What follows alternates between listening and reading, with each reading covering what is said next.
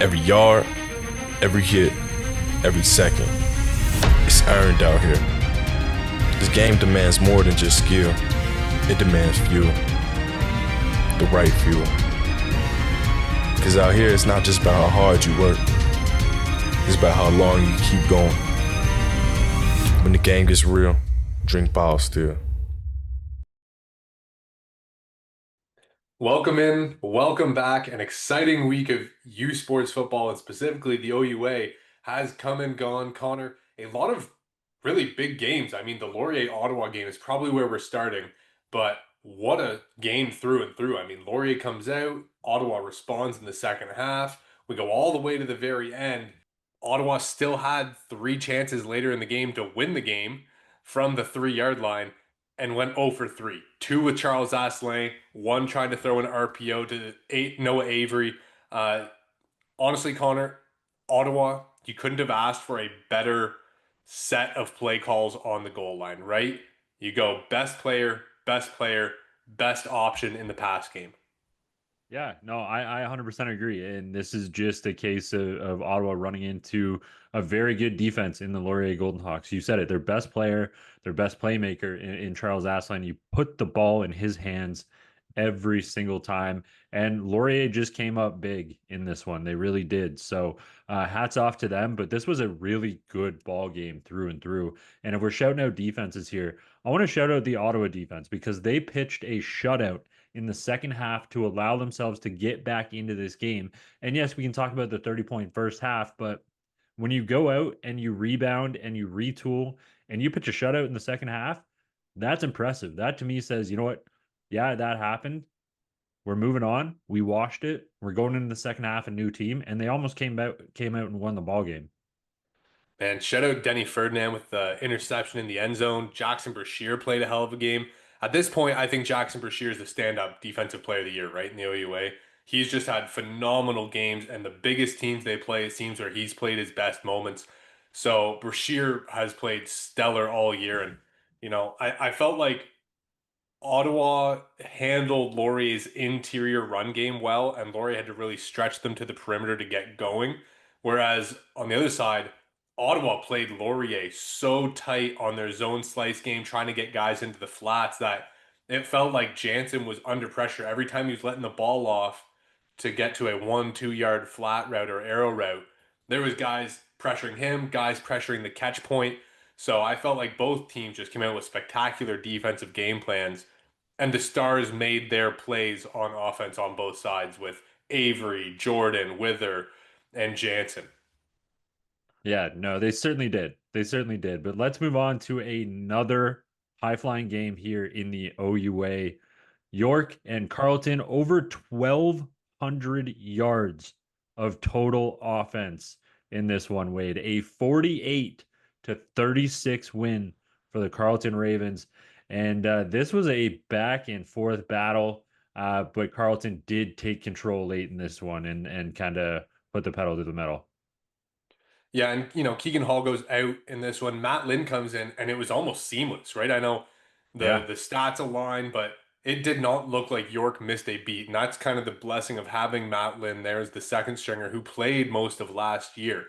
The comfortability with the system, the players around him to kind of step in and carry that. But Connor, this game was about one man and one man only, and that's Tristan Lefebvre. 498 yards, four touchdowns. I believe it's a school record, only five incompletions on the day. And, when they had to run the ball late, Ethan Roca and like they were able to get enough yardage to keep this game iced away. But Tristan Reddy goes for 220 and two. Spadaccini 129 and one. Freddie Hache goes for 87 and a touchdown. Like Tristan Reddy balled out. Tristan Lefebvre showed why, there was that quarterback controversy earlier in this offseason, right? Where it was, do you go with the veteran? Do you go with the young, talented guy? This is why Tristan Lefebvre was in that conversation because this is how good of a quarterback he is when he's healthy. Man, he had a fantastic ball game. And like, I don't think I really need to say that. The stats speak for themselves in this one, but he was dialed in and he was dotting the ball around the field, putting his team in positions of success. But wait, we're talking about, Tristan Reddy having a big day and the rest of the Carlton Ravens receiving core. The one thing in this one about York that thought was really great was, they went stride for stride. They matched them. Vincent, 12 for 125. Zach Smith had 114 and a touchdown. Avery Ford had 93 and 2 touchdowns in this one. Adair goes for 91 and a touchdown. So they went playmaker for playmaker with the Carlton Ravens in this one. Yeah, they did. It just felt like special teams was the difference. Mhm. When you get Heyshawn Reed, the talented running back, getting the KOR touchdown, that makes a huge difference. And as Carlton kind of controlled this game, Connor, like every time, because all five were on at once, I was just kind of bouncing between each. Every time I went to the Carlton York game, it felt like Carlton always had a comfortable lead and had the ball. And that's just every time I checked in. And then when I went back and watched it, it was more of a cruise control game where Carlton just wanted to play their game and York let them. They didn't like give them light boxes and say like we dare you to run. They just tried to play their system as well, and Carlton had a really good game plan. So credit to Coach Corey Grant and the staff for putting that one together. But a big offensive day for the Tristans. Another Tristan Hawksby led the team in tackles. The cornerback, the young corner. So uh, a day of Tristans for the Ravens, but a much needed win over the York Lions, and now the schedule gets interesting for both of these teams as they go forward.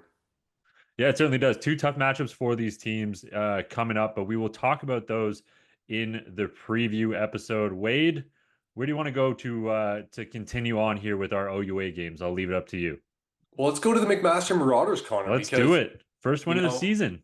9-0 early for Guelph after safety conceded with playing the kind of game with the wind. Guelph comes out, scores a touchdown after really just running the ball at will down the field. And then for some reason, Connor, Guelph again gets away from the run game. And Luke Thalman and co are used to not playing with a run game, so the McMaster offense was fine with that and just kind of picked their way and moments to kind of impact the game.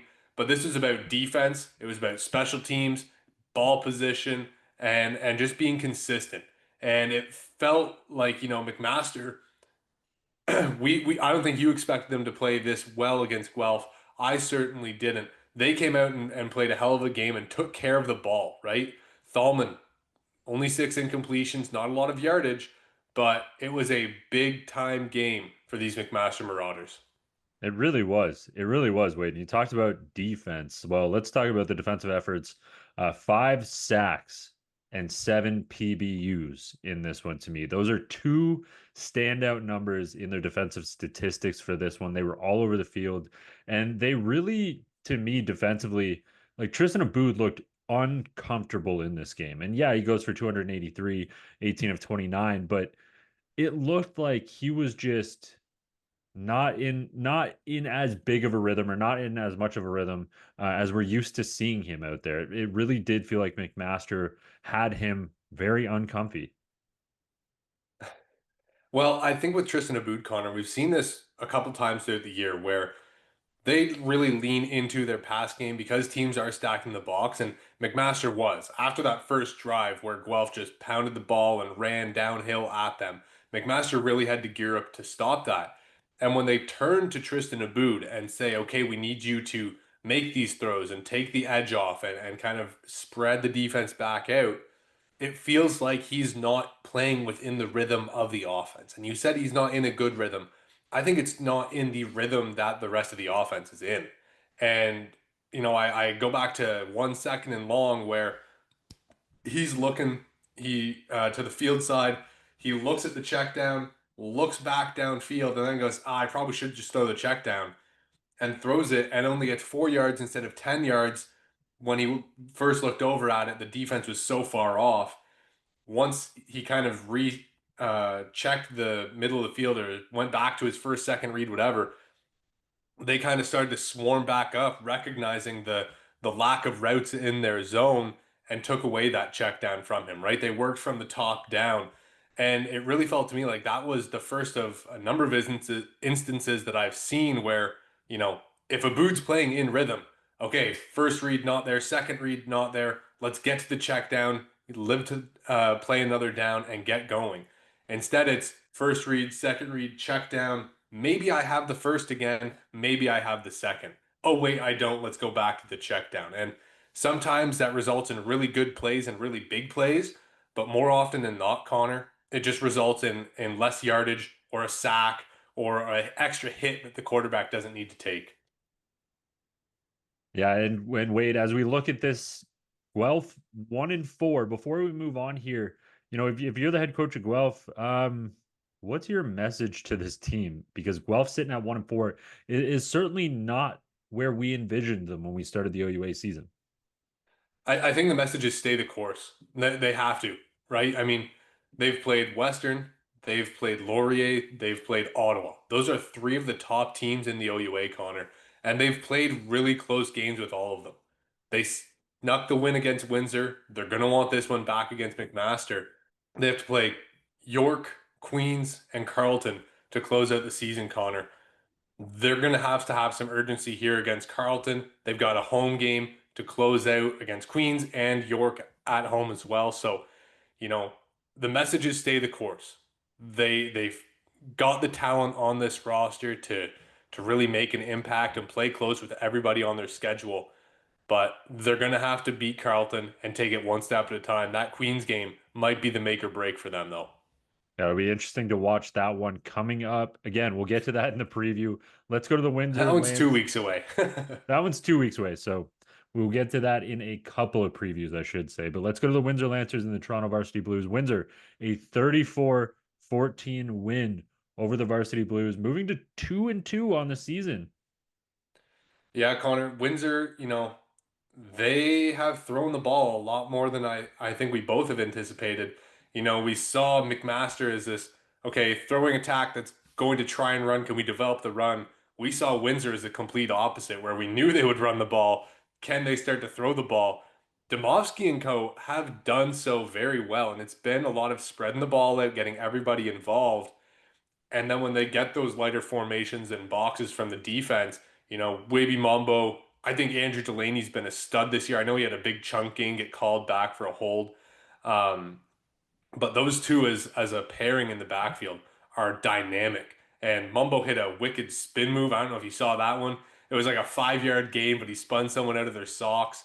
Connor, they have been very impressive, and their defense is super aggressive. They do a really good job, all in all. You know, just kind of keeping teams on their toes on both sides of the ball. So Windsor's a really good team and going to be a tough out for everybody down the stretch. I know they've got a few really big games on their schedule left. So the Lancers in an interesting spot here at 500 going into the second half of the season. Yeah, they really are. And I think they really set the tone defensively in this one right from the get-go. You know, opening drive, Robert Springer has that interception. And then from there, they go up 20-0 just before the end of the first half. Toronto gets the touchdown, Rouge, and field goal just as the clocks are striking zero there before the second half. But you know, when Windsor went up 20-0 in this one, it really did feel like they're in the driver's seat. It really did feel like everything was coming together for them, and they played a hell of a defensive ball game in this one. I thought really controlled from start to finish. Yeah, and shout out Sam Hankey, the kicker and punter for the Toronto Varsity Blues. Connor threw a 71-yard fake punt touchdown, kicks the extra point, kicks a Rouge, gets the field goal afterwards. I mean, he scored all of those points for the Blues going into that first half. So kudos to him. The rest of the Blues offense, I mean, it's a tough game to play against this aggressive Windsor defense. But when the kicker has all 14 of your points and one of them was a touchdown, I mean, it says, you know, how well this Windsor defense played. At the same time, Toronto may have just had that off game where they couldn't really connect throwing the ball. But time of possession pretty skewed in this one. Total offense double for the Windsor Lancers.